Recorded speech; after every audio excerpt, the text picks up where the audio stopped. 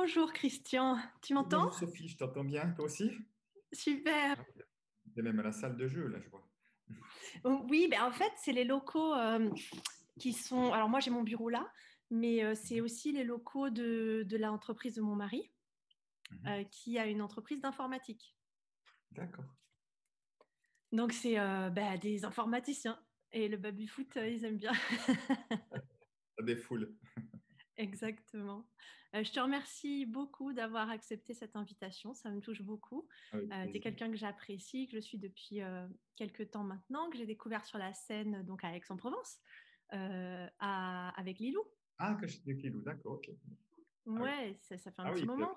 puis avec mon ami chanteur Barueco avant, exactement. Ouais.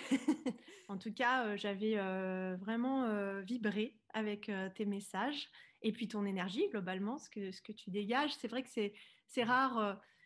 Des gens qui parlent d'argent, il y en a beaucoup sur la toile, ça foisonne, mais ils n'ont pas du tout ton approche, ils n'ont pas du tout ton énergie. Il n'y a pas cette bienveillance qui en découle, toute la partie développement personnel, tout ce qui s'est posé en toi, qu'on sent qui est posé et réfléchi, et qui le vit d'une manière spirituelle, en fait. C'est ça que j'aime beaucoup chez toi. D'ailleurs, on a acheté ton programme Mhm. parce que j'aime bien parler de ce que je sais. Et Et- là, tu et en refais une, hein, je crois. voilà, maintenant j'en refais une. Ouais, le lancement, enfin les inscriptions au webinaire gratuits sont lancées depuis hier. Et puis, Mm. webinaire le 24 février, puis on a les inscriptions jusqu'au 2 ou 3 mars. Ouais. Ouais. Ce que j'aime beaucoup chez toi et qui me rappelle parfois aussi des aspects de moi, c'est que tu fais des ponts entre plusieurs paradoxes. C'est ça que je trouve génial. C'est qu'effectivement, tu es un banquier suisse à l'origine qui est parti de la banque et qui est tombé dans le développement personnel. Enfin, tu vas nous en dire plus. C'est vraiment cette transition-là aussi qui va m'intéresser comme une première question. Mais on pourrait croire que tu es quelqu'un voilà, de très posé, de très spirituel, mais en même temps, tu as ce petit côté entrepreneur, et puis t'envoies des punchlines hein, derrière ton côté super calme. Et une des punchlines que tu as donné, alors je vais certainement pas m'en rappeler exactement en les bons termes, mais c'était un truc du genre, mais c'est dingue qu'en France, on parle plus facilement du Kama Sutra que d'argent, à quel point c'est tabou. Ouais. Et ça, j'adore que tu parles cash voilà, sous cette apparence tellement tranquille. Alors, est-ce que tu peux nous parler un peu de toi et puis de cette transition et comment tu en es arrivé à aider les gens à libérer leur sujet, on va dire, enfin, c'est toi qui me diras quel mot tu emploies, leur blocage, bien évidemment, et même parfois des relations toxiques qu'ils peuvent avoir avec l'argent et qui, du coup, leur pourrit la vie.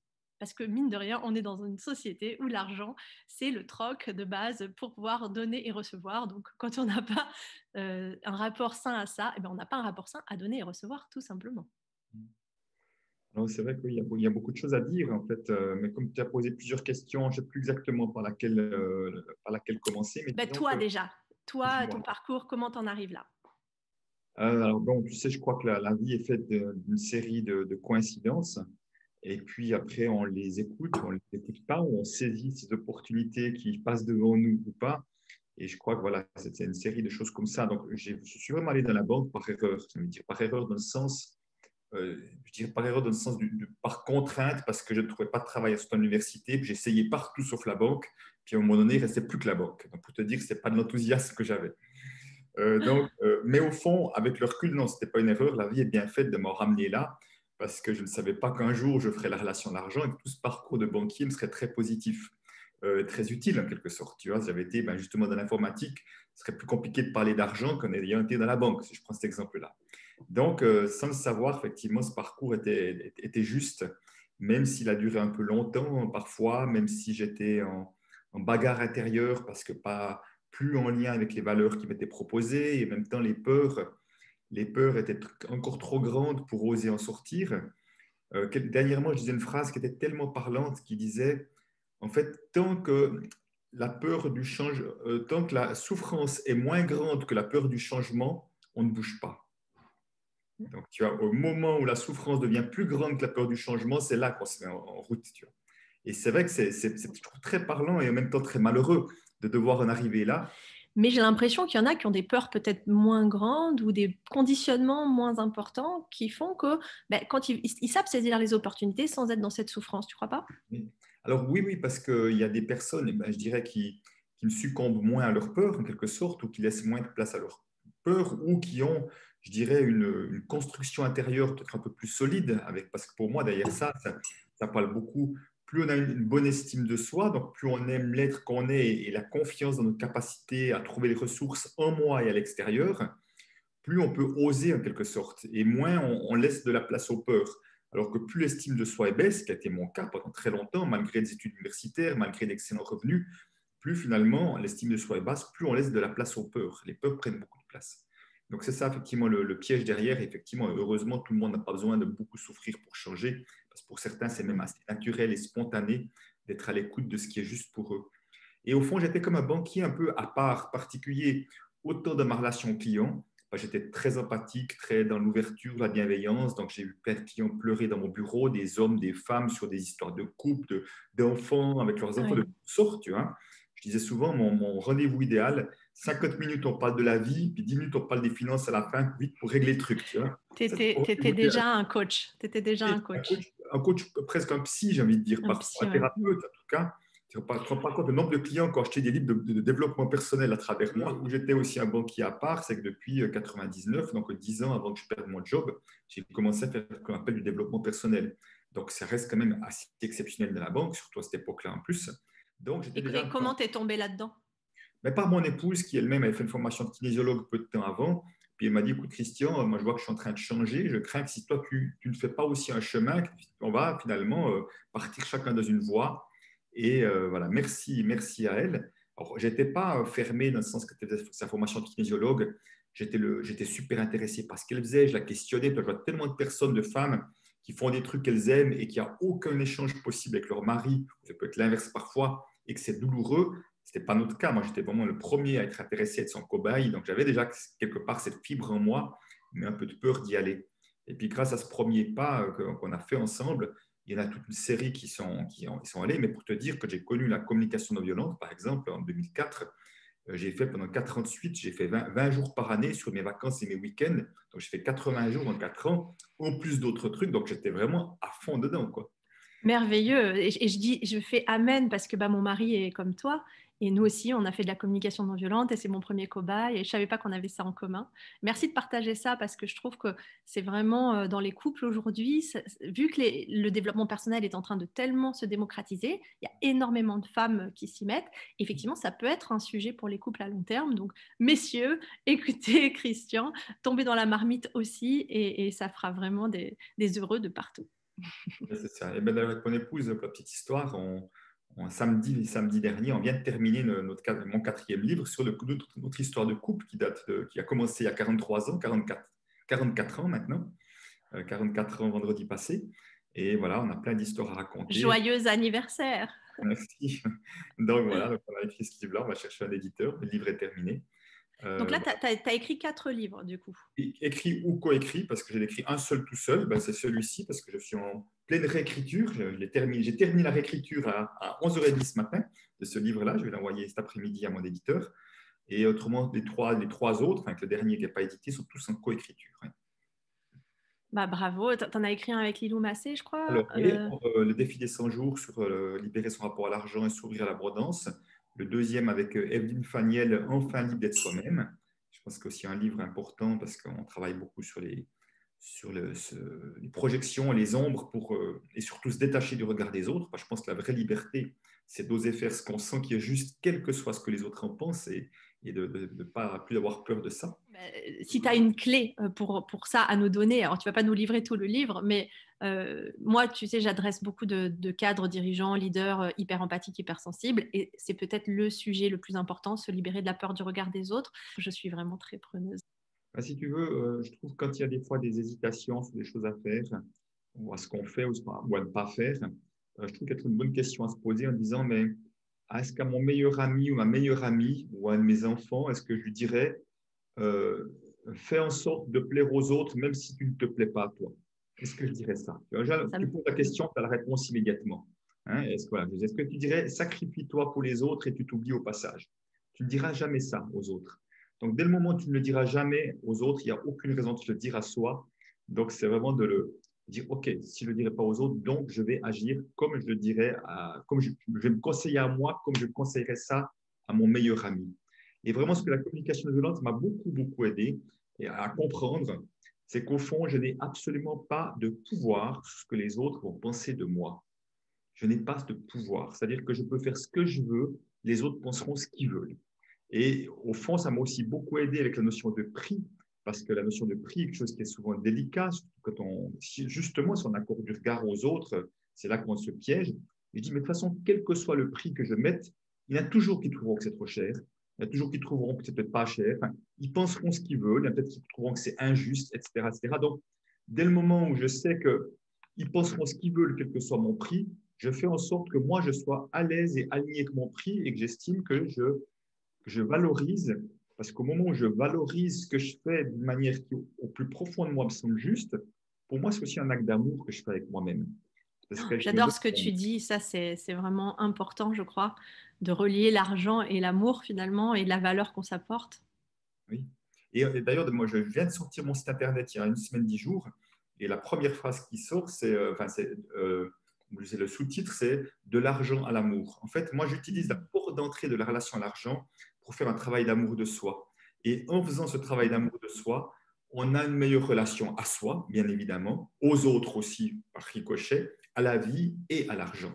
Mais le chemin, il passe inévitablement par apprendre à plus aimer l'être que nous sommes. Merci de ce partage. C'est vrai que mon élan de t'interviewer, en fait, d'avoir ta parole, est venu du fait que moi, je fais un programme pour les hypersensibles, hyperempathiques. Comment devenir un leader si je ne sais pas m'accorder de la valeur? Je fais référence à quelques experts que je connais, il n'y en a pas beaucoup. J'ai lu le bouquin de T. Harv Eker, je crois que toi aussi tu l'as lu, Millionaire Mind, mais c'est un peu acerbe, tu vois, pour les hypersensibles, ça peut heurter leur sensibilité. Et c'est là que je me suis dit, mais il faut que j'interviewe Christian puisque je parle de lui dans mon module. Et je te remercie de faire ce lien avec cette histoire de valeur et d'amour pour soi. Et l'amour pour soi, c'est quoi d'autre si ce n'est le Graal du développement personnel? Et bien sûr, on est tous en quête de ça en permanence. Derrière toutes nos actions, nos non-actions, il y a ça qui est en sous-jacent, qui est caché souvent. C'est de l'amour de soi qu'on cherche. Mais au fond, si tu veux, pour moi, la clé, c'est vraiment d'apprendre à s'aimer tel que nous sommes pour ne pas aller quémander de l'amour à l'extérieur. Parce que c'est un des grands pièges dans lesquels je suis tellement tombé. Aussi longtemps que je ne m'aime pas, aussi longtemps que je n'arrive pas à me donner de la valeur, je vais chercher de la valeur dans le regard des autres, je vais chercher de l'amour chez les autres. Et au fond, nous sommes encore une fois quémandeurs dans une position de petit, et comme si nous donnions le pouvoir à l'autre comme un grand qui peut nous dire que nous avons de la valeur, qui peut nous dire que nous sommes dignes d'amour. C'est ça le pouvoir qu'on leur donne. Alors qu'au fond, qui sont les autres pour pouvoir décider pour nous? Non, les autres peuvent penser encore une fois ce qu'ils veulent, mais c'est de moi à moi que ça se passe. Et d'ailleurs, ça me fait penser que c'est peut-être aussi pour ça qu'il y a autant de gens qui ont des émotions négatives liées à l'argent.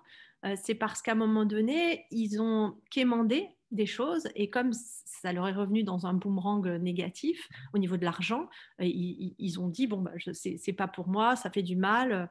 Est-ce que tu crois pas qu'il y a ça aussi? C'est que tant qu'on n'est pas dans l'amour de soi, notre rapport à l'argent va être plus, notamment quand on a des services à vendre, quoi, il va plus s'apparenter à je viens quémander et forcément l'univers nous renvoie un manque d'amour en miroir. Alors oui, alors ça peut être de ça en partie, parce que c'est sûr que l'extérieur, de toute façon, nous renvoie le miroir de l'énergie que nous dégageons. Ça, c'est pour moi une évidence aussi. Et c'est pour ça que je trouve c'est important de voir ce que nous vivons dans notre quotidien pour les comprendre, ce que nous avons à aller voir et éventuellement transformer chez nous. Et au fond, je crois aussi pour les personnes hypersensibles que c'est bien difficile d'être indifférent à ce qui se passe dans le monde. C'est-à-dire qu'on peut voir de la famine, on peut voir toutes sortes de choses, on peut voir des gens, on le voit actuellement avec la crise du Covid, qui veulent on peut le voir avec les entreprises pharmaceutiques qui ont des lobbies puissants, qui veulent faire passer leurs médicaments à tout prix. Enfin, on peut voir toutes sortes de choses comme ça, souvent, quels que soient les domaines, et qu'au fond, on peut se dire, ah ouais, non, mais regarde, l'argent, ça pourrit la vie. On pourrait vite faire ce genre de conclusion. Et si on veut voir que on veut avoir une croyance que l'argent pourrit les relations, pourrit je ne sais pas quoi, on va trouver tous les exemples qu'on veut pour renforcer une croyance, puis de toute façon, une croyance, on va être attiré parce qu'il la renforce. Alors que ça, c'est un piège, mais si tu veux, plus on est sensible, plus on peut voir ça, plus on peut voir les injustices dans le monde. Après, le piège, c'est une grosse confusion. Le piège, c'est de mettre la faute sur l'argent. L'argent n'a pas le pouvoir de créer de l'injustice. Et juste, je donne un exemple parce que je trouve qu'il est assez parlant. En tout cas, je l'ai fait hier dans une autre interview, puis qui était en direct et j'ai vu que ça parlait. Imagine dans un divorce, par exemple, où les deux parents se battent pour la garde des enfants. Ils viendraient jamais à l'idée de dire c'est la faute des enfants, c'est les enfants qui sont coupables si les parents se battent pour leur garde. On est d'accord, ça ne viendrait jamais à l'idée de ça.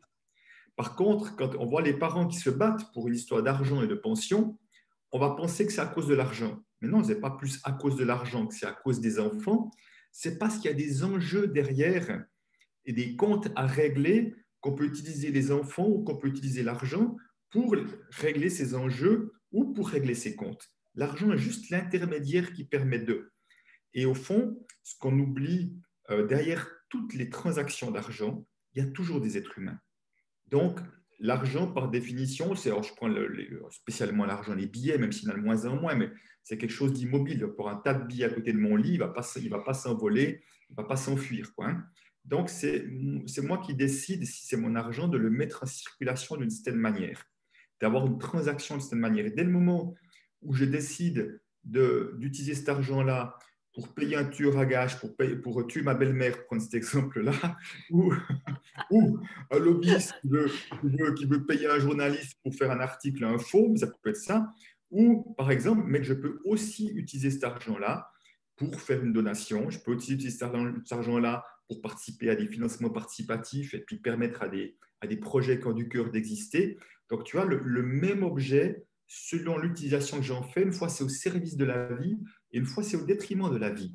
Mais ce n'est pas l'objet en question, c'est l'utilisation de l'objet. Donc, c'est l'être humain qui fait le choix de l'utilisation de l'objet, comme l'être humain peut choisir d'utiliser un couteau pour tuer quelqu'un ou pour sauver une vie ou pour cuisiner. Ce n'est pas la faute du couteau non plus. Donc, c'est vraiment ça, ce pas de recul, ce pas de côté à faire, de dire l'argent n'est jamais le problème.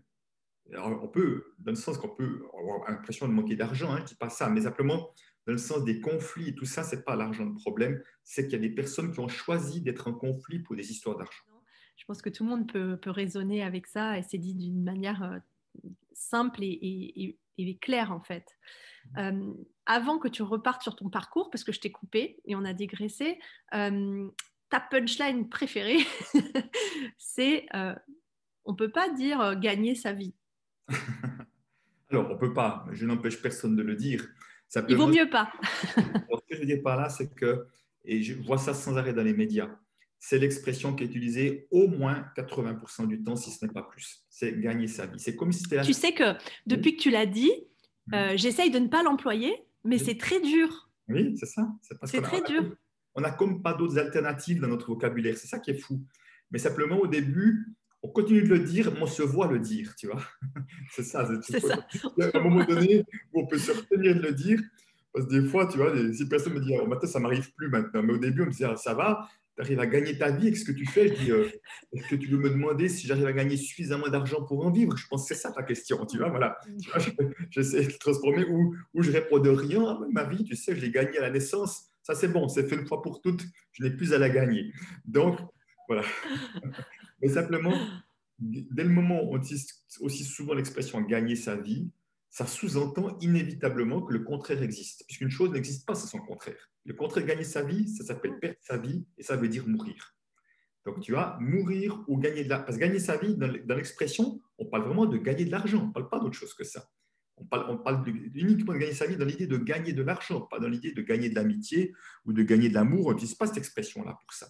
On utilise uniquement le fait de gagner de l'argent.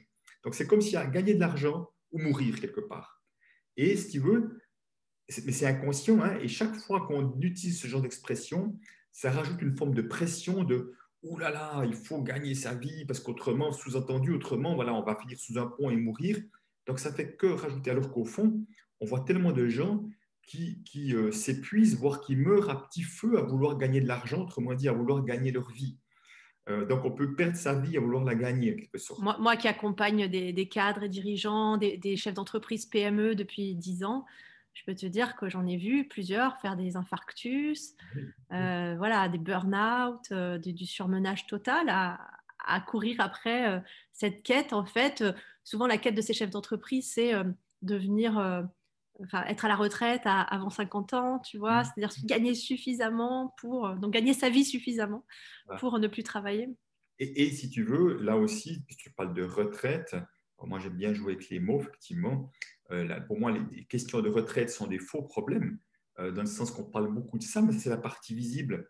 Parce qu'aujourd'hui, j'ai 60 ans, mon épouse aussi, mais on a la retraite officielle dans quelques années, mais il ne nous viendrait jamais à l'idée de se mettre en retraite, d'arrêter quelque chose qu'on adore parce qu'on a un certain âge. Ça n'a juste pas de sens. Je ne peux pas arrêter d'aller pêcher ou skier juste parce que j'ai un certain âge. Non, si j'aime faire ça, je continue. Donc le vrai problème, c'est ça, c'est qu'il y a tellement de gens qui s'emmerdent au boulot, qui pensent à la retraite. Si j'avais du plaisir dans ce que je fais, on va peut-être changer de rythme, un peu de travail, on va trouver des arrangements, mais on n'a pas idée d'arrêter quelque chose qu'on aime. Donc c'est pour ça que je dis souvent en m'amusant, en disant, mais si on doit être retraité, serait-ce que nous ayons été maltraités avant, qu'on doit nous retraiter, nous traiter à nouveau, hein, retraités. Voilà. Donc, c'est pas seulement tellement été maltraités. Donc, J'aime beaucoup. par contre, tu vois, si on parlait de souffrance tout à l'heure, des personnes dont tu parles, qui font des infarctus, qui font des burn-out, des choses, ça parle typiquement de je n'ai pas suffisamment écouté les signes qui me montraient que je faisais fausse voie, que j'étais fausse route. Et à un moment donné, c'est le corps qui me rattrape. Puisque tu ne veux pas entendre, eh ben, je vais te mettre à l'arrêt. Inconsciemment, c'est ce qui se passe selon moi. En tout cas. Hmm. Oui, puis ce qui est incroyable, et après tu vas nous parler encore de ta bascule quand tu étais encore banquier dans ton histoire, on en était encore là. Assainir son rapport à l'argent, ça n'est pas lié au fait d'en avoir beaucoup ou pas beaucoup, c'est le fait que ça nous pourrit la vie d'une manière ou d'une autre. Alors, je peux te garantir qu'une bonne partie des milliardaires, en tout cas des oncles Bill et compagnie, ceux comme le plus, ben, je peux te garantir qu'ils ont une relation à l'argent toxique. Parce qu'il n'y a aucune raison d'en vouloir encore plus quant à ça. Parce qu'au fond, l'argent est utilisé pour une quête d'autre chose, en quelque sorte. Mais tant qu'ils ne sont pas conscients de leur quête, comme moi, tant que je n'étais pas conscient que je courais après l'argent parce que j'étais insécure intérieurement, je voulais compenser mon insécurité par de l'argent, tant que je n'étais pas conscient de ça, je faisais que vouloir plus d'argent, plus d'argent. Puis comme ça ne marchait pas, ben, il m'a fallu encore plus, et ça ne marchait toujours pas. Et j'ai vu des clients millionnaires être aussi insécures que moi, malgré les millions. Donc, si tu veux, ce n'est pas différent pour ces milliardaires-là qui sont en quête d'autre chose, mais ils ne sont pas conscients qu'ils sont sur une mauvaise voie, ils cherchent au mauvais endroit, alors que leur problème, il est intérieur comme il était intérieur pour moi. Ce n'est pas différent. Donc, c'est tout aussi, tu sais, des gens qui sont bourrés d'argent et bourrés de peur, mais tu n'imagines pas à quel point ça existe. Et peur de manquer. Hein. Donc, j'ai vraiment perçu de mon métier de banquier, conseiller en placement financier, à quel point les comportements de l'argent peuvent être incroyablement irrationnels. Ouais, merci beaucoup pour ce partage. Alors du coup, tu étais banquier, que s'est-il passé? Oui, alors effectivement, donc il y a eu deux événements. La première, j'ai la chance de faire un séminaire de communication non violente avec son fondateur Marshall Rosenberg. Directement avec Marshall, waouh, J'étais super. le dernier qu'il a fait en français, je crois, en plus traduit en français, 2006 de mémoire, hein, oui.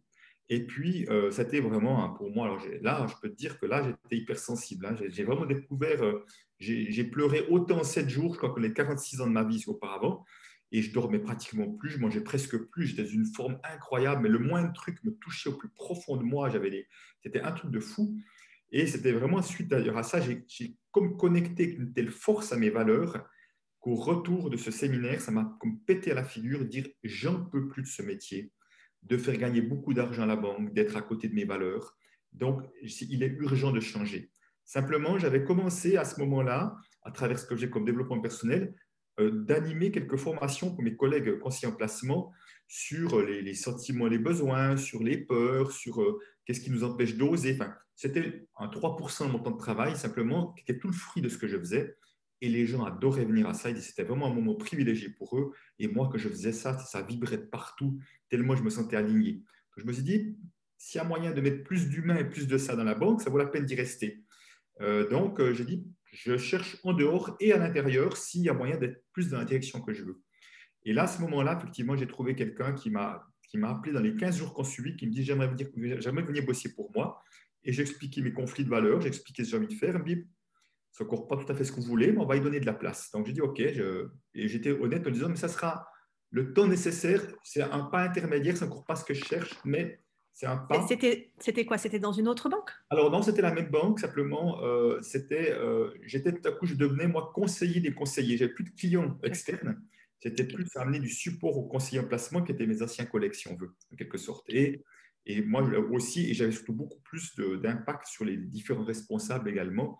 Donc, ça m'a permis déjà de changer de métier complètement. Donc, c'était un bon travail d'estime de soi de voir que j'étais capable de faire autre chose. Parce que le grand piège de notre travail, c'est que plus on fait longtemps la même chose, plus on pense qu'on n'est pas capable de faire autre chose. Tu vois, parce qu'on est comme prisonnier d'un truc, on croit qu'on sait faire plus que ça. Et là, j'ai vu que non, que ma parole, mon attitude, mon regard sur la vie et les choses et les gens avaient un impact, en tout cas original. Et voilà, ça m'a permis d'être beaucoup plus visible, de prendre la parole dans du monde. Enfin, tout ça, quelque part, j'ai préparé un peu la suite. Et au fond, j'étais surtout, et c'est ça que c'était magique, c'est que 2 ans après, j'étais au bon endroit. Suite à la crise subprime, la banque a supprimé 5000 emplois et je faisais partie du wagon. Voilà, et au fond, j'étais même très content pour tout dire, pour dire que j'étais licencié. La source de la création t'a emmené dans son courant magique. Exactement. Alors que de mon ancien métier, on ne licenciait personne. Là, on a licencié les 3 quarts de l'équipe. Et d'ailleurs, quand on m'a dit, mais tu veux pas revenir conseiller en placement, je dis non, j'ai créé un job qui n'existait pas. J'ai dit, voilà, ce job-là, si vous intéresse, vous me dites, rien d'autre ne m'intéresse, sachez-le. Donc, ne me proposez rien, c'est ou ça ou rien. Donc, je n'étais pas demandeur, tu vois, j'étais offreur. Et donc, j'étais très à l'aise quand ils ont dit non. J'ai ouvert une bonne bouteille le soir avec un ami pour fêter mon licenciement en disant, voilà, une nouvelle vie qui commence. Mais honnêtement, je n'aurais pas imaginé du tout. J'aurais signé pour le quart de ce que je vis maintenant. Je n'aurais pas imaginé du tout ce que la vie m'amenait. Et peut-être pour terminer juste la chose, c'est que au fond, il y a eu un moment qui était déclencheur lors de ce fameux atelier avec Marshall Rosenberg en 2006. C'est qu'il y a un gars qui est venu faire une conférence, ce n'était pas du tout au programme. Un soir, tu as dit, ah, ben, il y a un gars qui fait une conférence sur la relation à l'argent, il s'appelle Peter Koenig. Je n'avais Ah, jamais entendu quelqu'un parler de relation à l'argent. Je n'ai jamais entendu ce mot-là à la banque. Tu sais, on ne parle pas de relation à l'argent, donc on est confronté à ça en permanence, mais c'est un thème qui n'existe pas. Et voilà, et c'est là qu'il m'a interpellé, ce gars. Et c'est là que j'ai pris mon téléphone peu de temps après pour lui dire, j'aimerais bien t'organiser des ateliers en Suisse francophone et te faire venir. Et dès 2007, alors que j'étais banquier, 2 fois par année, il venait faire un week-end d'atelier de relation à l'argent. Je l'ai fait venir 7 fois. Et j'ai suivi les 7 ateliers tellement j'étais fasciné par ce qui se passait. Je voyais des transformations en direct, des trucs vraiment assez dingues. Et sans le savoir du tout, ce n'était pas le but du tout, en 2010, mon dernier atelier, j'étais indépendant depuis un mois, que j'ai organisé pour lui. À la fin, il m'a dit, Christian, c'est bon, je ne viens plus, tu vas faire ça à ma place maintenant. Alors, ce n'était pas prévu du tout dans mon plan. tu es devenu son disciple. Voilà, tout à fait. Absolument, je suis venu sur disciple, mais je n'ai pas du tout prévu ça, devenir indépendant. Je fais la communication non violente, du leadership, du management. Je me suis formé au coaching aussi à Lyon. Je me suis formé aux constellations systémiques familiales. Enfin, j'avais plein de cordes à mon arc, mais je n'ai pas prévu celle-ci et qui finalement a pris toute la place parce que c'est celle-ci qui a réconcilié mon passé de banquier et puis, et puis l'être humain qui adore l'accompagnement, qui adore comprendre les êtres humains et les accompagner. Et si tu veux, ça a comme permis une sorte de, Mais ça, tu l'avais décelé avant d'être dans la banque, cette aptitude que tu avais, ou tu as l'impression que tu l'as acquise par peut-être dans la banque, si ça se trouve, hein, si tu dans veux, la relation client, je sais pas. en réfléchissant sur mon parcours, je vois qu'il y a vraiment eu des indices avant. Je pense par exemple à 21, 22 ans, je faisais du foot, je faisais beaucoup de sport. J'avais un entraîneur qui était un foot tennis, j'aimais bien le tennis et le tennis de table, et qui avait un livre qui s'appelait Psychologie et tennis. Mais il faut voir ça, on parle de 1980, 82, c'était absolument, ce livre était révolutionnaire. Hein, d'autres personnes dans le tennis l'ont dit. Et moi, j'ai dévoré ce livre-là, je l'ai encore ici, j'ai mis au stabilo et j'ai commencé à mettre en place des choses dans le sport de ce qu'il disait dans ce livre. Et il n'arrête pas de parler de moment présent. Le pouvoir du moment présent d'Eckhart Tolle, c'est exactement là-dedans. Vraiment, tu te reconcentres, tu te reconcentres. Et si tu veux, tu as cette compréhension de l'être humain et déjà cette mise en application. Je l'ai déjà fait à 21, 22 ans, même si je l'ai un peu oublié par la suite. Mais il n'y a personne qui faisait ça dans les gens de mon âge. Tu vois, j'avais déjà donc cette fibre de compréhension du mystérieux. En 78, j'ai fait tout un dossier à l'école de commerce sur les ovnis, par exemple, un monstre dossier. Donc j'avais aussi ce truc, l'intérêt à ce côté un peu mystérieux de la vie et tout ça. Voilà. Donc, il y avait des choses qui étaient là, mais que j'ai vraiment mis au placard pendant après des années et qui sont ressorties petit à petit, même si ma couleur était quand même présente d'une certaine manière. D'accord, donc Peter Koenig te passe le flambeau. Oui. et tu commences à faire des ateliers pour Alors, qui au départ? sur la pointe des pieds, on a un premier atelier en octobre 2010. Les gens ont adoré. Mon épouse était là, elle m'a dit Christian, je te reconnais juste pas, tellement j'étais aligné et tout. Je dis bon, je vais faire un deuxième, voir si c'est un coup de chance ou pas quand même. Puis le deuxième, les gens apprécient toujours. Puis je dis ben, je vais faire un petit peu de ça à côté du reste, tu vois. Puis après, de fil en aiguille, tout à coup, les gens me disent ah, mais tiens, tu pourrais venir en France là. Moi, j'ai un organisateur là. Ben, des premiers lieux où je suis allé, c'est Aix-en-Provence, en France. Hmm. Euh, voilà, j'ai toujours une organisatrice là-bas, Geneviève Ortega. Et puis, Ah oui, je la connais. Enfin, oui, je vois elle souvent m'a fait son. venir pendant des années en conférence et en atelier aussi. Elle était d'ailleurs là à la conférence, on s'est connus avec Lilou, tu m'as vu.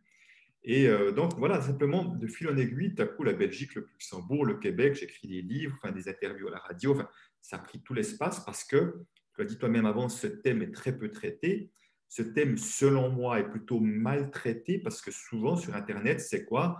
Gagner beaucoup d'argent, vous ferez un jour ce que vous voulez dans la vie. Donc, autrement dit, on va vous chercher une solution à l'extérieur, mais qui ne règle pas vos problèmes intérieurs. C'est pour ça qu'en fond, ça marche très, très mal, ces solutions-là, de vouloir chercher à avoir beaucoup d'argent pour ne plus avoir peur de manquer. Moi, je sais que ça ne marche pas, parce que j'ai vu mes clients millionnaires, ça ne marchait pas. Mais au fond, c'est la solution qu'on vend plutôt que d'aller nous s'occuper de notre peur en nous, si tu veux. Donc, c'est pour ça qu'aujourd'hui, il y a énormément de potentiel sur ce thème-là, parce qu'il est peu traité. Et pour terminer avec ça, en 2020, pour la première fois, j'ai formé 10 personnes à devenir spécialistes de la relation à l'argent, une première cohorte. Je reformerai une deuxième en 2021, puis en 2022, etc., parce que il y a un potentiel inimaginable sur ce thème. Ah, et tu les formes où et comment? À distance? Alors, en partie en présentiel, on fait 3 fois 3 jours en présentiel, dont 3 jours à Aix-en-Provence, justement, là, je disais en septembre, on était à Aix-en-Provence, Ah oui. voilà, dans des lieux différents, et en distance, c'est un mélange des deux. Et puis, vraiment, il y a vraiment l'idée de former une équipe, de former, moi, j'utilisais le mot famille, je mets des guillemets sur le mot famille, parce que pour certains, ça fait peur, je me suis rendu compte, mais dans le sens que l'idée, c'est pas que chacun repart dans son coin et mène sa petite vie, c'est comment on peut s'entraider les uns les autres à œuvrer, parce que vraiment ça, c'est œuvrer dans ce monde-là pour amener plus de conscience sur l'histoire d'argent, que l'argent soit au service de nos projets. Certains iront dans le monde de l'entreprise, d'autres iront dans le monde de l'individu, d'autres iront. Chacun va adapter mes enseignements dans sa pratique d'une manière qui lui semble juste, si on veut. Mais j'ai vraiment l'idée qu'on soit vraiment, qu'on forme une équipe et puis que l'équipe, elle va s'agrandir et puis qu'on va devenir une équipe incontournable. C'est super intéressant. Du coup, moi, un truc alors, j'ai plusieurs questions, je vais essayer de simplifier. Déjà, dans ces ateliers, alors je ne parle pas de ceux que tu es en train de faire en ce moment, je parle du début. Est-ce que tu faisais beaucoup de cas pratiques, enfin, d'exercices pratiques autour de l'argent ou c'était plutôt des apports théoriques? Alors, tout premier atelier, j'ai fait un copier-coller Peter Koenig. J'avais 8 pages de feuilles de quel Ah ordre les waouh! choses devaient passer. Voilà, c'était vraiment, tu vois, je voulais vraiment mettre sur colomètre. Pour moi, c'était Eh vraiment oui. ça. Aujourd'hui, j'ai 0 feuille avec moi. Donc, Ben, voilà. ça, c'est le débutant, hein. On est le bon élève, on fait, on fait ce qu'on sait. Mais tu sais, je trouve que c'est vraiment, ce message, je dis, il est vraiment important à entendre pour chacun. C'est qu'au fond, si aujourd'hui que le recul, ça fait 10, un peu plus de 10 ans que j'ai fait ce premier atelier. Aujourd'hui, que le recul, je peux dire, mais aujourd'hui, j'amène les choses de manière beaucoup plus impactante, plus pointue, j'ai beaucoup plus d'expérience. Et au fond, les gens, ce premier atelier, étaient super contents. Tu vois, c'est pas parce que j'ai l'impression que je fais mieux aujourd'hui qu'il y avait moins de satisfaction. Pas du tout. Les gens ont adoré. Il y a eu du bouche à oreille qui s'est mis en place. Donc, ça vaut être la première fois. On croit toujours que la première fois, ça ne peut pas être bien. Non, il ne faut pas qu'on se raconte des histoires. Ça peut être déjà très bon et déjà tellement innovant pour les personnes là. Donc, au fond, c'est à peu près, je dirais, un quart, un tiers de théorie d'apport. Quand je dis théorie, c'est vraiment d'apport pour aider les prises de conscience. Et puis le reste, c'est un travail de transformation. Et au fond, dans mes ateliers que je fais aujourd'hui, en tout cas une bonne partie que je fais en présentiel, pas tous, mais une bonne partie, je leur ramène le travail de théorique avant. Et comme ça, je dis, du moment que je suis présent, profitez pleinement de ma présence pour faire un travail de transformation. Là, j'amène le plus de plus-value, puisque la théorie, je peux la délivrer en vidéo. Donc, on va se concentrer là-dessus un maximum sur le travail de transformation quand je suis présent avec vous. Alors, c'est ce que je ne fais pas partout, mais c'est ce que je fais dans un certain nombre d'ateliers maintenant pour vraiment pouvoir bien utiliser notre temps, notre énergie et notre argent. Merveilleux. Ce qui m'intéresse beaucoup, moi aussi, en ce moment, c'est un sujet que j'aborde, c'est d'aller libérer des blessures profondes, des traumatismes. Et j'ai l'impression que c'est là-dessus que tu travailles en partie, en tout cas. Je fais que ça, moi, je fais que ça. Ça. Ouais.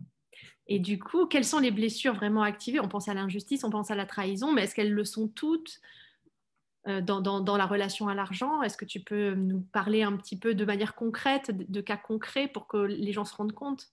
Alors, potentiellement, elles le sont toutes, mais bien sûr, nous n'avons pas tous toutes les blessures, heureusement, mais potentiellement, elles le sont toutes.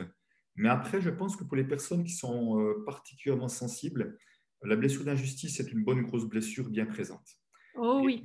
oui, tout à fait. Et si tu veux, et elle va bien se manifester avec l'argent. Je vais donner un exemple concret que je rencontre bien, bien régulièrement.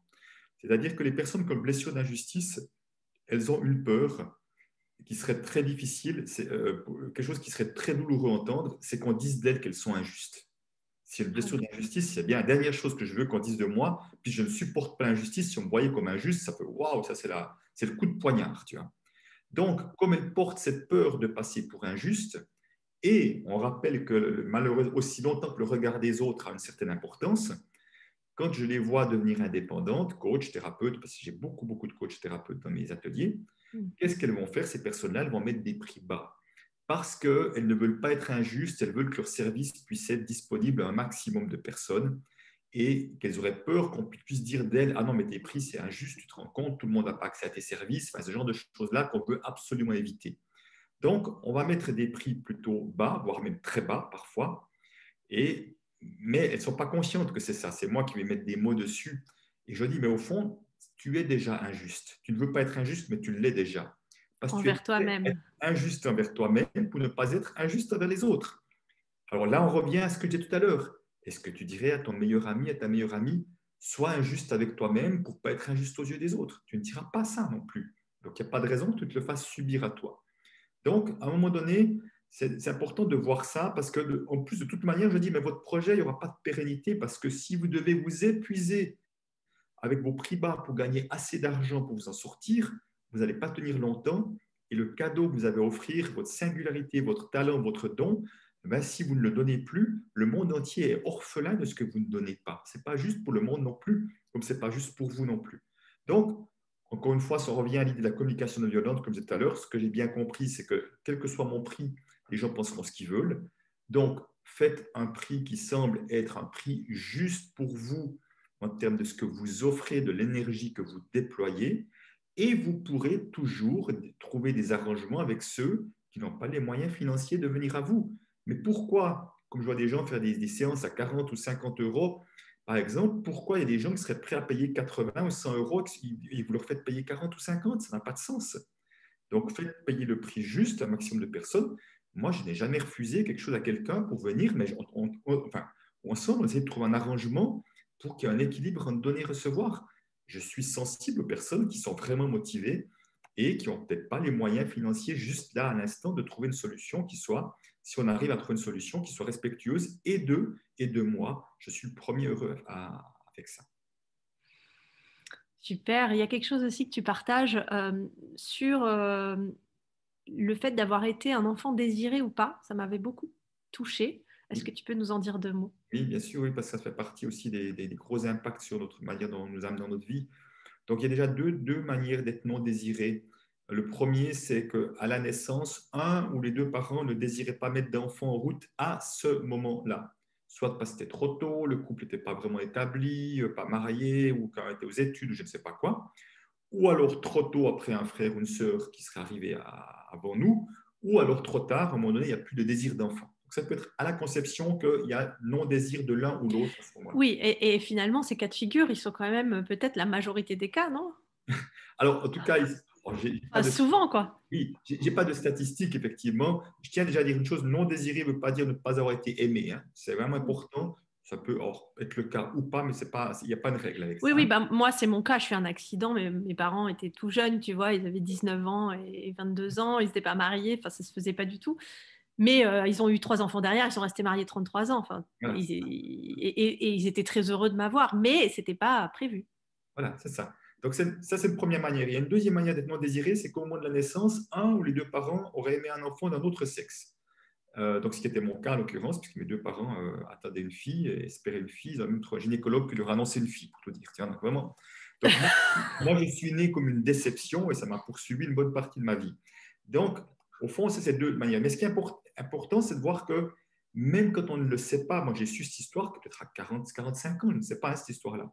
Même quand on ne sait pas cette histoire-là, le comportement que je vais décrire, on l'a déjà. Donc, ça veut dire que cellulairement, on le sait. Pas avec la Waouh. tête, mais à un autre niveau, on le sait. Et ça veut dire quoi? Qu'on va comme encoder, puisque je ne suis pas désiré, et que je dis désiré, tu vois, on imagine, c'est le fantasme, c'est le conte de fées. On doit faire ça avec un beau paquet cadeau, le truc, le moment, on va mettre l'enfant en route là, on va mettre des bougies, je sais pas quoi. Ben, c'est pas comme ça souvent, c'est pas souvent comme ça que ça se passe. Donc, puisque je ne suis pas venu comme j'imagine ça devrait être, je ne mérite pas la vie. C'est ça le raccourci qui est mis en place. Je ne mérite pas la vie. Et puisque je ne mérite pas la vie, je vais devoir en faire beaucoup. On va souvent en faire beaucoup.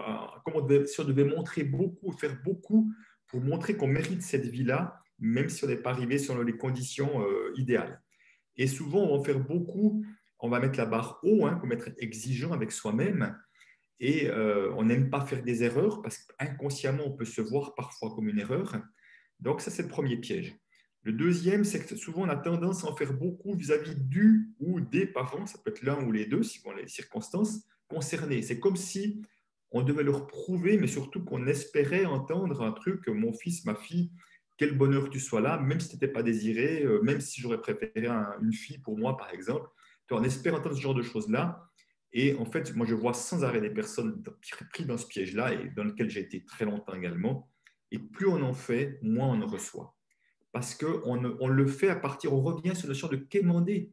Je fais des choses, je veux montrer le gentil garçon, la gentille fille à mon père ou à ma mère ou aux deux pour espérer quelque chose en retour. Tu vois, ce n'est pas gratuit quelque part ce qu'on donne. Le gentil garçon qui téléphone tous les dimanches à ses parents comme je le faisais, mon grand frère très désiré lui donnait pas de nouvelles pendant 3 mois, il s'en foutait royalement, tu vois la différence.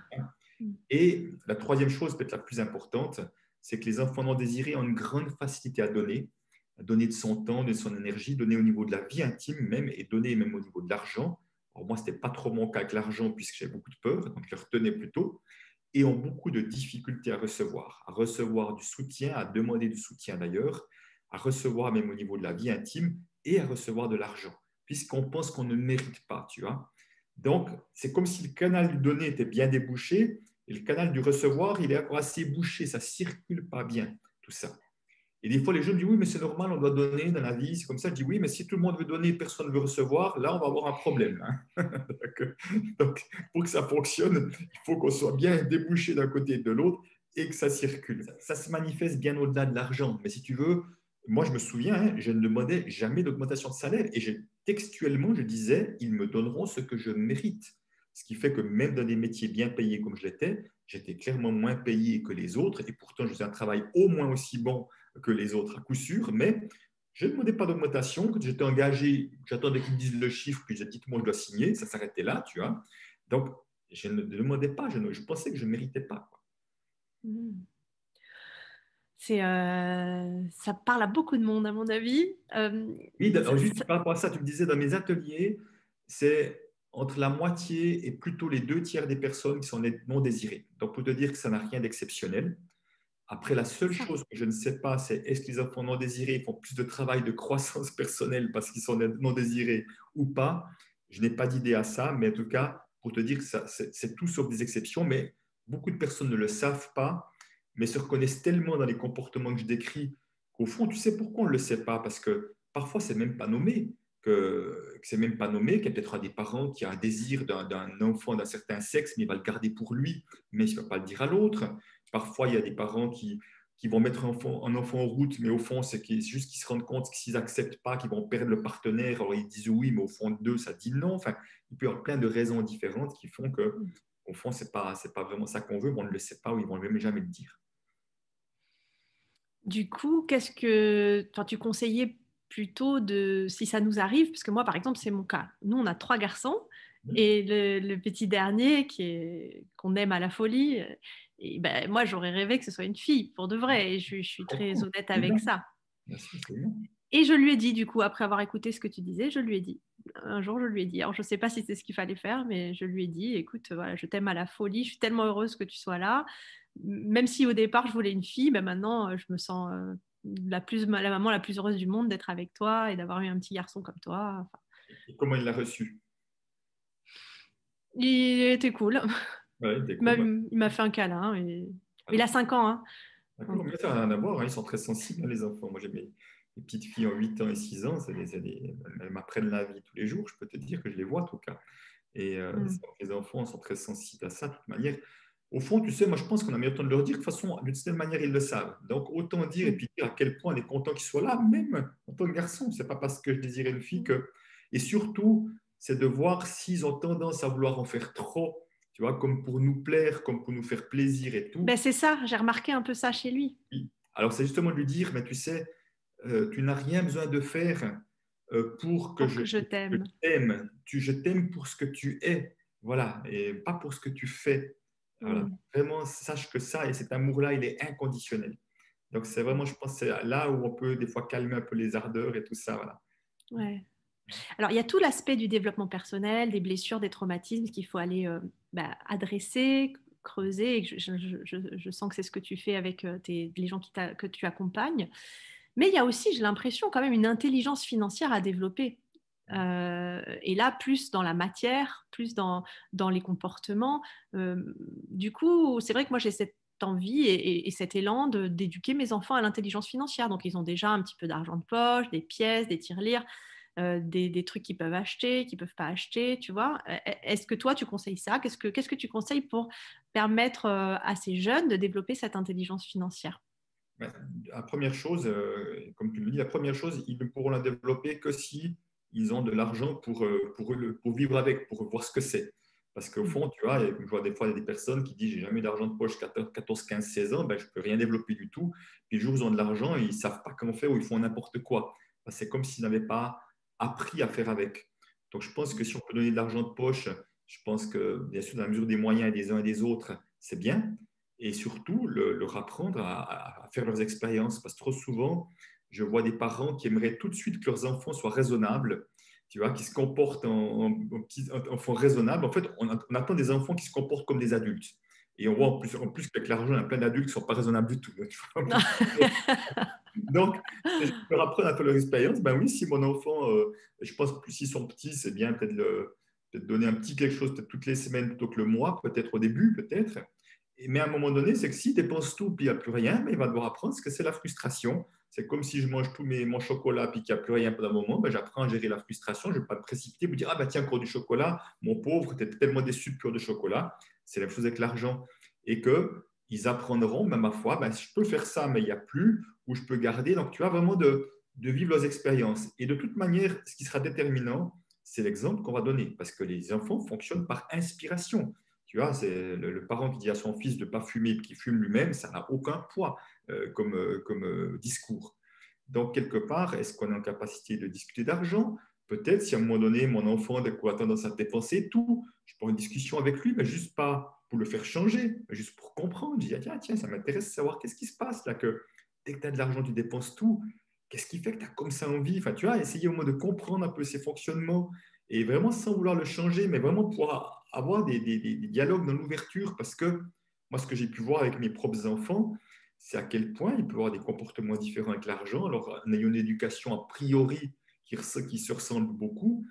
Et nous, ce qu'on leur a fait à un moment donné, on leur a dit ben, aussi pour leur apprendre, on a dit ben, le budget habit, on va vous le faire gérer vous-même. Comme ça, ben, vous allez apprendre à faire. Et puis, hein, ce qui est intéressant, tu vois, c'est quand mes fils, lui, il aimait les trucs de marque. Comme on disait que tu veux les trucs de marque, on finançait, dit écoute, cette paire de baskets, normalement, ça coûte tant. Si tu veux celle-ci, ben, débrouille-toi pour trouver la différence. Parce que moi, je ne vais pas acheter une marque pour te faire plaisir, pour le regard des autres. Si tu veux ça, moi, j'achète l'utilité. Toi, tu veux acheter le prestige. Le prestige, c'est ta partie à moi. Moi, je n'entre pas dans ce jeu-là, mais c'est OK pour moi si tu veux le faire. Et lui, il a commencé à s'acheter peu de choses, mais de marques.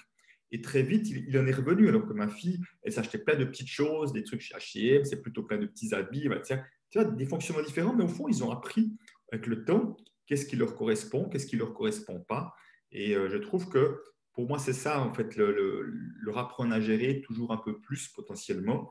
Et puis après, on peut aussi donner l'exemple, je trouve, aux familles, de temps en temps de discuter, d'échanger, de dire, tiens, mais avec l'argent, on peut participer à des donations, à des projets qui ont du cœur. On peut voir qu'on peut donner de l'argent, éventuellement leur faire participer s'ils ont envie de donner quelque chose aussi pour ce projet-là, mais après de suivre à quoi ça contribue. Tu ne vas pas juste donner de l'argent, mais montrer peut-être à quoi ça contribuait, à quoi l'argent peut servir aussi.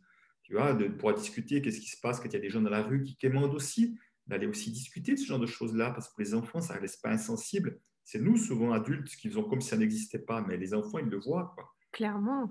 Et en fait, tout ce que tu dis, c'est d'éviter que ça devienne un tabou, c'est d'en Eh oui, parler, quoi. Et absolument. de leur montrer ben, comment ça fonctionne. Notre société fonctionne là-dessus pour le moment et pour longtemps, je pense. Donc, peut-être qu'il n'y aura plus les banques, mais il y aura toujours une monnaie. Il y aura, si ça peut être une crypto-monnaie, ça peut être du bitcoin, mais il y aura toujours une monnaie parce que la monnaie permet les échanges, justement, et on est des êtres d'échange. Absolument. Alors, c'est une forme d'échange, bien sûr. Et si tu vois, à un moment donné, quand les enfants ont envie de savoir ce qu'on gagne, alors ça dépend de l'âge, mais si c'est intéressant, il n'y a pas obligé de répondre parce que suivant l'âge, ça n'a pas de sens. Mais dis, mais tiens, pourquoi ça t'intéresse de savoir ce que je gagne? Est-ce qu'ils en parlent à l'école? Est-ce qu'il a besoin d'être assuré qu'on est assez? Et puis, tu vois, puis pose la question, puis si je te disais, ça changerait quoi pour toi? Tu vois, juste un peu s'intéresser à la curiosité qu'il y a derrière pour justement plutôt que dire, ah ben non, ça ne te regarde pas, c'est des histoires de grands. Non, non, non, non, au contraire, allons voir qu'est-ce qu'il y a derrière. Est-ce qu'il a besoin d'être assuré? Est-ce qu'il compare avec les autres? Est-ce qu'il y en a qui disent qu'il dans les cours de récré? Tu vois, c'est d'aller avec le mouvement plutôt dans ce sens-là que j'encourage. Bah, moi, j'ai celui de 7 ans qui est hyper sensible et hyper curieux, du coup. C'est vrai que je savais pas trop parce qu'il en parle à l'école, puis il me dit alors combien on paye de loyer, combien tu gagnes d'argent, puisque j'en ai parlé ouvertement. Et du coup, c'est vrai que là, j'étais un petit peu coincée. Je me suis dit, j'ai pas de problème à le lui dire, mais s'il en parle à l'école à tout le monde, quand même, ça me pose un cas de conscience. Je Qu'est-ce comprends. que tu en dis? Mais après, ce serait une fois intéressant de voir qu'est-ce qu'il en fait de cette information-là, ou pourquoi il veut savoir. Est-ce qu'ils en parlent à l'école? Est-ce que les autres ils disent combien ils payent le loyer? Enfin, d'aller voir, parce que ça paraît comme surprenant qu'à 7 ans, qu'on commence à parler du montant de loyer de ses parents, tu es d'accord? Ça Et oui, passe. alors le loyer, c'est quelque chose qui les perturbe, parce que comme on n'est pas propriétaire et qu'on est les locataires du voisin, puisque le voisin est le propriétaire, on n'a pas notre maison, on vit pas chez nous, et combien on paye, et ouais, c'est vraiment un sujet pour eux. Je sais pas pourquoi. Voilà, mais est-ce que ce serait effectivement l'inquiétude qu'on n'est pas assez pour payer une fois, qu'on doit partir? C'est peut-être ça, c'est intéressant d'aller discuter de ça, tu vois. Trop fond, c'est d'aller au-delà. Parce que les chiffres, ça reste que des chiffres. Quelle peut être la Oui. représentation d'un enfant de 7 ans qui dit que ça coûte 800, 1200, 1400, ça veut dire Mm. quoi pour lui, tu vois? Mm. Et c'est pour ça que c'est d'aller voir d'ailleurs les chiffres, c'est quoi la représentation, c'est quoi le film qui se fait. C'est plutôt ça, je pense, qui est intéressant d'aller voir. Alors je suis sûre que tous les gens qui écoutent, ce qui les intéresse, c'est de savoir un peu qu'est-ce qui se passe à la fin de tes ateliers et à la fin de tes programmes. Les gens, ils se sentent comment? Une fois qu'on est libéré de l'argent, ça ressemble à quoi? Enfin, libéré de la relation toxique à l'argent. Puisque finalement, tu ne proposes pas de devenir riche, c'est pas ça ta promesse. Tu proposes de libérer son rapport à l'argent, d'être ami avec l'argent, d'arrêter d'être en toxicité avec l'argent. Donc, il se passe quoi après? And so what? Alors, bien sûr, alors si tu veux, le chemin de chacun, il est personnel, puisque chacun est unique, arrive avec, comme on dit, ses propres blessures, ses propres histoires familiales, ses propres comportements. Mais au fond, derrière tout ça, je le disais tout à l'heure, c'est un travail d'amour de soi avant tout. Et donc déjà, d'avoir une relation à soi-même qui a changé, c'est la première chose. Et au fond, d'être plus en paix que les histoires d'argent. C'est vraiment le travail de Peter Koenig, c'est vraiment l'idée d'être plus en paix que l'histoire d'argent. Parce qu'être plus en paix, ça veut dire quoi? Je dis que certains qui ont beaucoup d'argent et peur de manquer, eh ben, ils auront peut-être une peur qui sera fortement dissoute. Oh, je serais prétentieux de dire qu'elle se dissolve complètement. Moi-même qui ai eu très peur de manquer, cette peur, elle peut revenir de temps en temps, mais je la vois toujours plus vite, je la traite toujours plus vite. Elle prend toujours moins de place dans ma vie, tu vois. Et c'est Mm. possible qu'il y aura toujours de temps en temps des réminiscences de ça, et c'est OK. Hein, c'est pas, j'ai pas à supprimer ça, mais en tout cas d'être conscient et de le voir. Donc, ça veut dire qu'à partir de là, peut-être qu'ils commenceront à oser dépenser ou investir leur argent pour des choses qui ont du sens ou qui se faire plaisir, ce qu'ils n'osaient pas avant. Pour d'autres, peut-être effectivement qu'ils gagneront plus d'argent parce qu'ils arriveront à mieux valoriser leurs prestations et peut-être aussi même qu'ils auront cassé ce qu'on appelle des plafonds de verre, cette sorte de limite inconsciente qu'on se met qui nous empêche de gagner plus, par exemple. Pour d'autres, ça sera un sujet qu'ils oseront enfin aborder en couple, ce ne sera plus un sujet de conflit parce que souvent, c'est des comportements différents avec l'argent. Donc, forcément, chacun pense qu'il a raison, puis l'autre a tort. Donc, le nombre de couples qui me disent, bon, dès qu'on parle d'argent, tout de suite, ça monte les tours, tu vois. On n'arrive pas. Donc, si tu veux, les problématiques étant très différentes, là où ça se manifestera autrement peuvent être aussi bien différents pour les uns et les autres. Mais au fond, le point commun, c'est que ça restera un sujet plus paisible. Et l'idée, ce serait d'arriver dans je dirais, un mouvement que j'ai appelé un mouvement en lien avec déjà qui parle d'un minimum d'estime de soi et de confiance en la vie. Moi, la confiance en la vie, j'appelle ça, moi, la confiance en plus grand que moi. Je ne cherche pas à y mettre des mots. Certains me diront peut-être Dieu, la vie, enfin, mais chacun y met ce qu'il veut, ce n'est pas très important. Mais moi, j'ai une croyance vraiment qu'il y a quelque chose de plus grand que nous, clairement, qui est à l'œuvre, même si je comprends de loin pas tout, etc. Donc, ça veut dire quoi dans cette notion de confiance en la vie? Et puis, j'ai un minimum d'estime de soi. Pourquoi? Parce que ça veut dire que j'ai cette confiance cellulaire, ce n'est pas juste avec la tête, hein, cellulaire, que quoi qu'il arrive, soit je trouverai les ressources en moi, soit je trouverai les ressources à l'extérieur pour trouver des solutions et pour pouvoir, je dirais, m'en sortir, en tout cas sortir de pouvoir vivre cette situation, faire face, plutôt c'est le mot, faire face à cette situation le mieux possible. Donc, ça veut dire que où trouver les ressources en moi, je ne dis même pas seulement financières, hein, les ressources, ça peut être le courage, ça peut être différentes choses, hein, différentes qualités que j'ai, où je trouverai les ressources à l'extérieur, que la vie m'amènera les bons soutiens à ce moment-là d'une manière ou d'une autre. Et ça veut dire quoi? C'est que dès le moment où j'ai cette confiance, cette tranquillité, que quoi qu'il arrive, ça existera, cette chose-là, je peux me focaliser sur le présent pleinement, je peux arrêter de faire plein de plans à partir de peur, tu vois, de devoir planifier et contrôler l'avenir à partir de la peur. Ce n'est pas dire qu'on ne doit rien planifier, mais à partir d'un endroit qui n'est pas le même qu'un endroit de peur, si tu veux. Hein. Et ça veut dire qu'à partir de là, il y a quelque chose qui est beaucoup plus serein et relax parce que j'arrête de penser anxieusement au futur. Voilà, je suis vraiment pleinement dans le moment présent, dans ma contribution de ce à quoi j'ai envie de donner du sens à ma vie.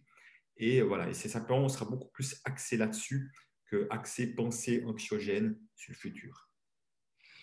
Et ça fait une Et grosse différence.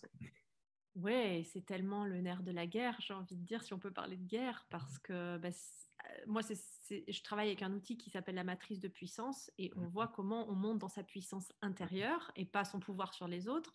Donc, on est centré sur soi.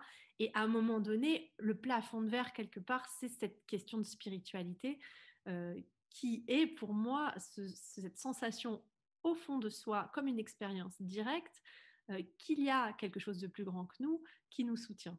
C'est ça pour moi la définition même de la spiritualité, sentir qu'on n'est pas seul, qu'on est relié et que les choses ont un sens, qui nous dépassent et pouvoir s'en remettre un petit peu, être sur le siège arrière de la voiture comme on dit ou se poser dans les bras comme dit Isa Padovani.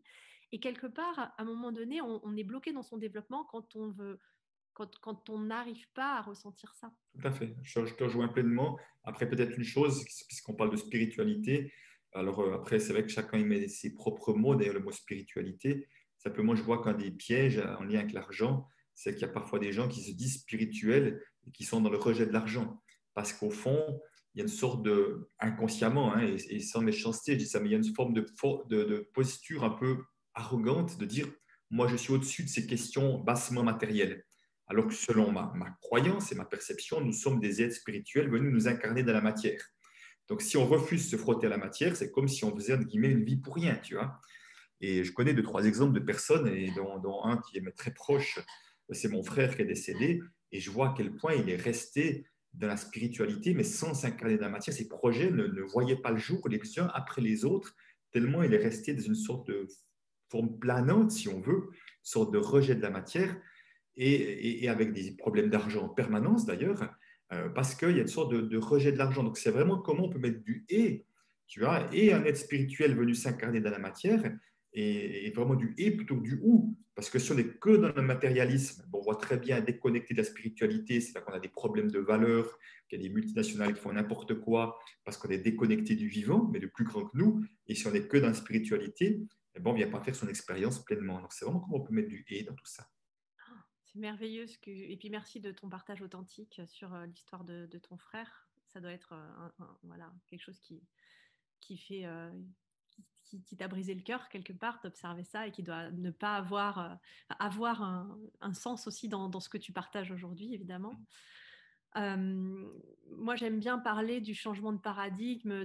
En fait, jusqu'à présent, on était dans je suis ce que je fais et ce que je fais me définit. Et aujourd'hui, on est dans un changement de paradigme où je fais ce que je suis. C'est magnifique comme tu dis ça. Oui. tu vois. C'est magnifique.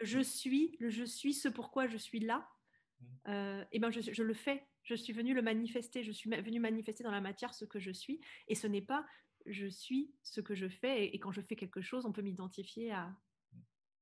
Oui, ben c'est ça, c'est que nous sommes des êtres humains et pas des fers humains. Hein. C'est pas pour rien qu'on nous a appelés comme ça. Donc c'est bon de s'en Mm. souvenir quand même. Et c'est pour ça que si tu veux, tout ce travail que je fais n'est qu'un travail au niveau de l'être, puisque je dis de toute façon, l'être que nous sommes va colorer toutes les actions que nous allons mettre en place par la suite. C'est-à-dire que, voilà, si moi je mets en place un projet, il n'aura pas la même couleur qu'un tel, parce que nous sommes chacun avec notre unicité, même s'il y a bien des points communs, et que chacun va amener sa couleur à partir de qui il est. Et comme ce qui il est peut changer au fur et à mesure du temps, même les Oui. projets, la manière dont j'anime les choses change également en fonction de qui je suis également. Et oui, c'est ça, c'est au fur et à mesure du temps, il y a quelque chose qui se modèle différemment et qui prend forme d'une manière différente. Et on est vraiment là pour faire prendre forme à des projets de vie. Merveilleux. Qu'est-ce que tu pourrais dire aux gens qui souffrent en ce moment, et Dieu sait qu'il y en a, avec beaucoup de peur de manque d'argent lié au Covid, lié à... Moi, j'ai plein d'amis, plein de clients qui, avec tout d'un coup la perte de perspective, avec cette crise économique, avec possiblement des salariés qui vont être licenciés, voilà, tu l'as vécu. Quel message tu as envie de leur transmettre pour peut-être les soutenir, les aider? Alors, peut-être au-delà d'un message, je vais te proposer un exercice, peut-être. Alors, Oui. qui feront, voilà, on va différer en regardant cette vidéo, c'est OK. Ok, génial. Je vais te proposer de le faire en même temps, comme ça. Hein, ça Ok. te va. Donc, pour l'exercice, je vais proposer d'avoir les pieds à plat, voilà, ou peut-être vous serez debout, mais les pieds à plat, les mêmes positions d'ouverture. Je te propose de peut-être fermer les yeux pour vraiment bien être en lien avec ton ressenti. On va être dans le ressenti corporel émotionnel. Et je vais vous faire goûter ou accueillir la notion d'insécurité. Parce que la notion d'insécurité est très, très fort réveillée en ce moment pour venir l'accueillir. Tant que nous la rejetons, nous avons toujours peur de la vivre et nous restons insécures à l'idée de vivre de l'insécurité. Vous voyez le paradoxe. Donc, tu pourras, enfin, tu peux dire à haute voix ou pas, c'est égal, Sophie. Je vais dire les phrases à haute voix. On va dire la première phrase, je dis, je suis insécure et c'est pleinement OK. Je suis insécure et c'est pleinement ok. Voilà, on arrête un instant, on écoute juste le ressenti. Je vais continuer un petit peu, on va rester avec ça. Je suis super méga insécure et c'est OK.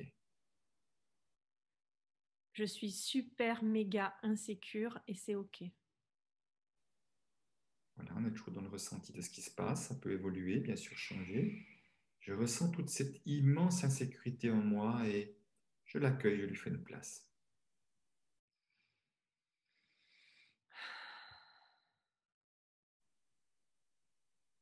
Voilà, je prends conscience qu'il y a de l'insécurité en moi et à toute sa place, je l'accueille. Je dis bonjour, bienvenue.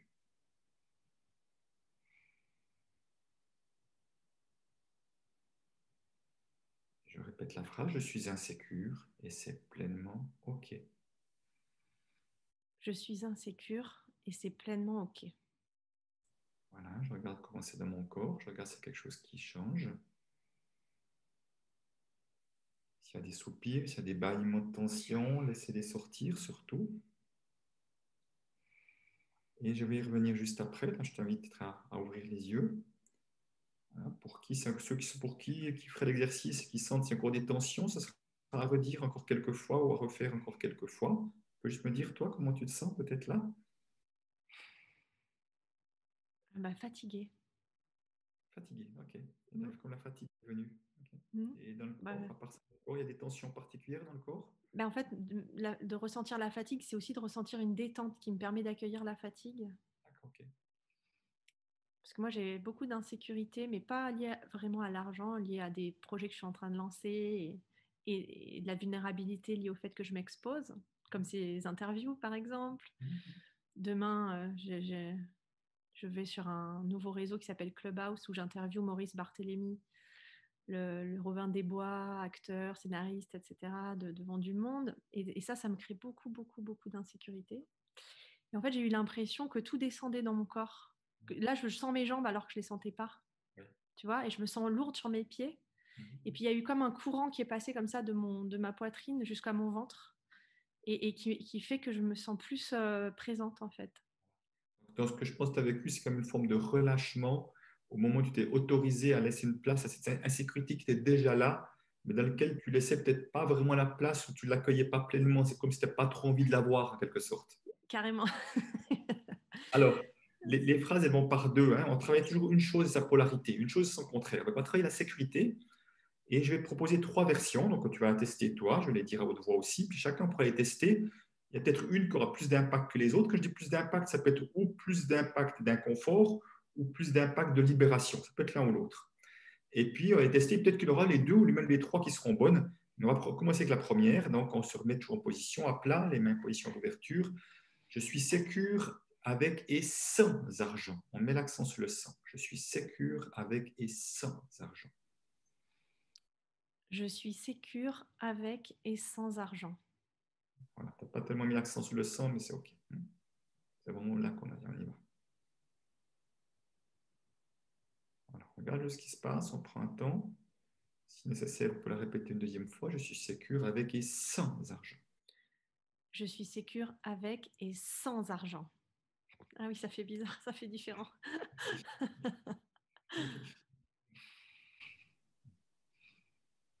Voilà, donc juste de rester avec, effectivement.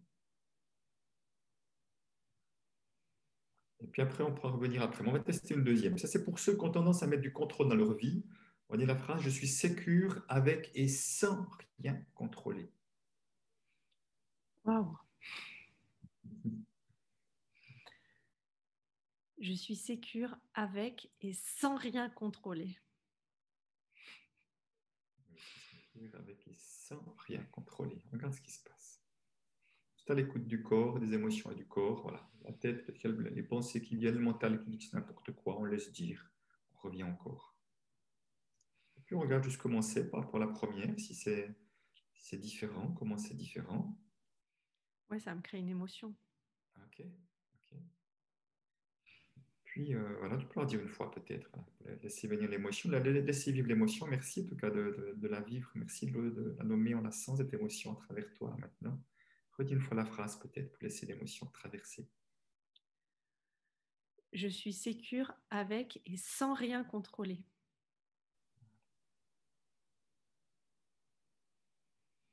Voilà, quand on met du contrôle, il y a du contrôle qui est pas justifié, du contrôle qui est juste basé sur des peurs. On se coupe de la vie. Oui. Donc on va travailler une troisième version qui est vraiment aussi bien en lien avec la situation actuelle. On va dire, je suis sécure avec et sans savoir ce qui va se passer. Je suis sécure avec et sans savoir ce qui va se passer. Je suis sécure avec et sans savoir ce qui va se passer.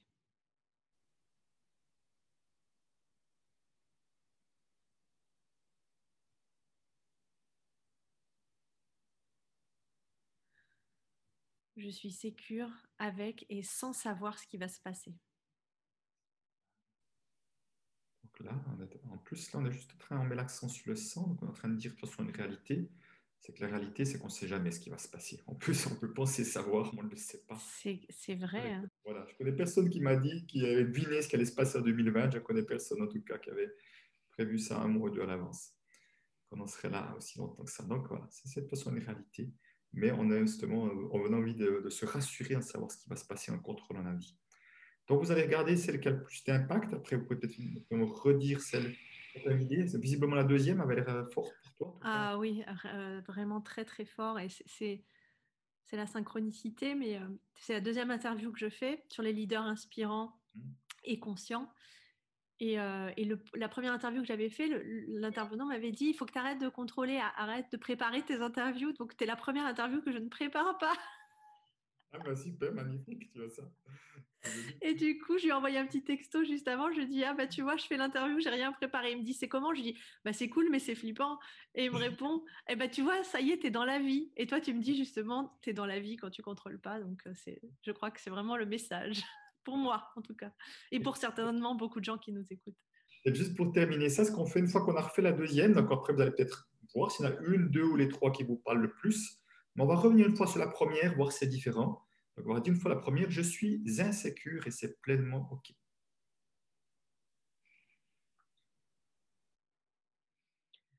Je suis insécure et c'est pleinement OK. Voilà, tu regardes comment dans le corps, comment c'est là maintenant par rapport à... Ça me fait comme des petits tremblements, Mhm. des petits, comme si ça circulait fort en fait. C'est comme s'il y a la vie qui circule à nouveau, en quelque sorte. Ouais, comme des petits spasmes. Voilà, ok, tu peux leur dire une fois, je suis insécure et c'est pleinement ok. Je suis insécure et c'est pleinement OK.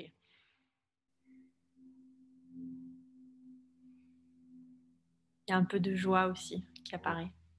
Donc, à un moment donné, le paradoxe, c'est que quand on arrive à accueillir pleinement l'insécurité, parce que par définition, la vie, c'est insécure. Au Et moment, oui, quelqu'un disait la naissance est une maladie mortelle. Je trouve ça assez joli comme expression. Voilà, mais comment on peut passer de la survie à la vie, c'est vraiment ça le truc. Et si tu veux, et au moment où on accueille pleinement l'insécurité, le paradoxe, c'est qu'on peut se sentir sécure dans l'insécurité. mmh. C'est-à-dire que, et juste un petit peu de sens, quand je dis la phrase je suis sécure avec et sans argent, pour beaucoup de personnes, c'est je suis sécure seulement si j'ai de l'argent. C'était mon cas pendant une dizaine d'années. Je suis sécure seulement si je suis sécure conditionnellement. Alors que là, on sépare. Je suis sécure que j'ai de l'argent ou pas d'argent. Je suis sécure que je contrôle ou que je contrôle rien. Tu vois, on sépare la qualité de la sécurité intérieure qui existe au plus profond de nous de la condition extérieure. Parce que tant qu'il y a un amalgame, on crée un lien de dépendance. Je dépends de quelque chose d'extérieur pour me sentir sécure. Et c'est là on devient prisonnier de notre croyance, en fait, qu'on a inconsciemment, de notre projection qu'on a inconsciemment mise en place. Donc, c'est vraiment ça, ce processus. Et voyons, tu vois, on passe par le corps. Le corps donne les réponses. C'est ça qui est formidable. Le mental, on ne s'en occupe pas parce que si on compte sur le mental pour en sortir, ça va être compliqué.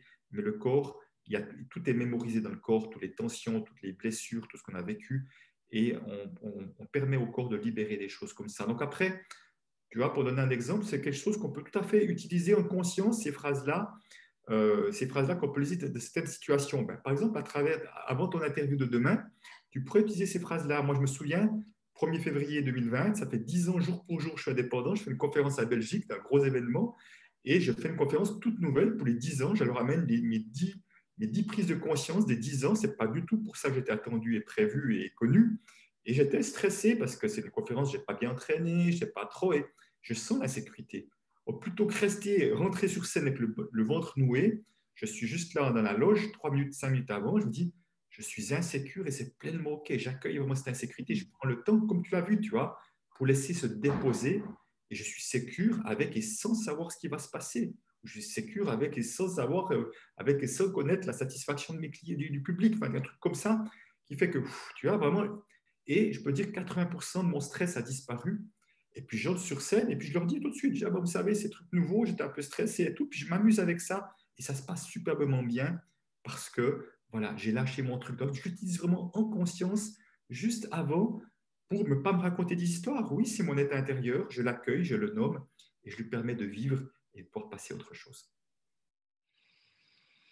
Merci Christian, c'est des choses très très précieuses que tu nous partages. J'ai peut-être une dernière question et puis après je te laisserai la parole pour nous parler peut-être de ton programme et puis de ton actualité et puis de conclure avec ce que tu auras envie de partager. Euh, la question qui me taraude, c'est est-ce que tu as plus de femmes ou d'hommes dans les gens que tu accompagnes? Parce que j'avais tendance à dire que, mais finalement je me rends compte que c'est certainement lié, que les hommes étaient insécures quand ils n'avaient pas de réussite financière, enfin plus que les femmes, et que les femmes se sentaient insécures quand elles n'avaient pas de partenaire de vie. Mhm. Mais peut-être parce qu'aujourd'hui, comme on est dans une société patriarcale, il y a cette idée que l'homme peut aussi assurer une stabilité financière. Bon, c'est un peu archaïque ce que je dis, et malheureusement, j'accompagne beaucoup de gens et je me rends compte que c'est encore présent. Qu'est-ce que tu dirais par rapport à ça? Alors, deux choses. Alors, d'une part, j'ai à peu près 80% de femmes dans mes ateliers et 20% Ah d'hommes. oui. Alors, je tiens à dire, c'est juste le reflet de ce qu'on voit dans toute formation de développement personnel. Soit les femmes sont beaucoup plus prêtes à aller vivre leur intériorité, ou en tout cas accueillir et aller voir ce qui se passe, que les hommes sont plus dans l'action, dans l'énergie yang, en quelque sorte, dans l'action, et qui ont plus de peine à s'arrêter parce que ça fait peur. Donc ça, c'est la première chose à voir. La deuxième, je te rejoins pleinement.